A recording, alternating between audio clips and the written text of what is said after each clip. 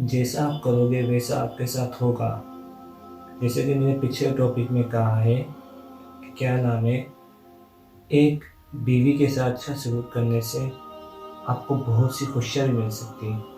لیکن میں آپ کو ایک اور بات بھی بتانا چاہوں گا، اس کے ساتھ ہی اس ٹاپک سے تھوڑا بہت ملتا جلتا ہے، لیکن میں آپ کو ادھر ایک نیا ٹاپک بتانا چاہتا ہوں۔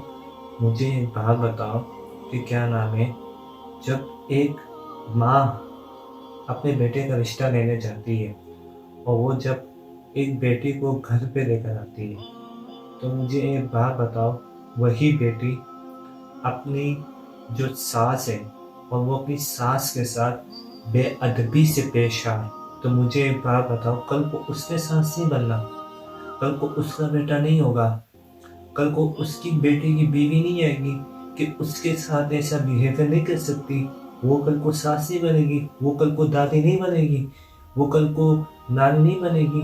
مجھے ایک بات بتاؤ، یہ دنیا مکافات عمل ہے، یہ دنیا کبھی بھی کسی بھی موڑ پہ ایک جیسی نہیں رہتی، اس میں دن بہ دن چینج آتا ہے، وقت بدلتا رہتا ہے، اسی طرح وقت کے ساتھ ساتھ انسان بدلتا ہے۔ لیکن میں آپ کو اس میں ایک موسٹ انٹرسٹنگ چیز بتاتا ہوں کہ کیا نام ہے، اکثر لوگوں کے ذہن میں یہ نہیں رہتا کہ میں خاص کر یہ میں بات کر رہا ہوں ایز ساس اور یہ بہو کے رشتے کی میں بات کر رہا ہوں کہ جب ساس کی بھی غلطی ہو سکتی ہے، ظاہر سی بات ہے، اگر ساس ظالم ہے تو پھر بہو اس چیز پہ وہ بدتمیزی نہ کرے، کوشش کرے کہ وہ کسی بڑے کو بتائے، اسے اچھے طریقے سے سارٹ آؤٹ کرے، نہ کہ آپ بھی اس کے خلاف بیہیویئر کرو، پھر آپ میں اور اس میں فرق کیا رہ جائے گا۔ مجھے ایک بات بتاؤ، جب ایک بہو اپنی ساس کے ساتھ الٹا بیہیویئر کرے گی تو آنے والے وقت میں کیا اس کی بہو اس کے ساتھ اچھا بیہیویئر کرے گی؟ نہ، کبھی نہیں۔ کیوں؟ اس کو آنے والا وقت ہمیشہ یاد آئے گا کہ اس نے اپنے ساس کے ساتھ کیا کیا تھا، اور آج اسی وقت اسی ٹائم اس کے ساتھ وہی ہو رہا ہے۔ اللہ پاک کچھ لوگوں کو دنیا میں ہی اس کے وہ ہوتے ہیں نا کہ کیا نام ہے، سزا دکھا دیتا ہے، کرامتیں دکھا دیتا ہے کہ تیری یہ کی سزا ہے اور یہ بھگت۔ تو مجھے ایک بات بتاؤ، اسی طرح مثال کئی لوگوں سے جڑتی ہے کہ کیا نام ہے، اگر آپ نے ایک ضروری نہیں ہے کہ ساس اور بیوی کا ہو، ساس اور بہو کا ہو۔ مجھے ایک بات بتاؤ، اگر آپ اپنے بچوں کے ساتھ کل کو کچھ الٹا کرو گے تو وہ آنے والے وقت میں آپ کے ساتھ بھی ہوگا۔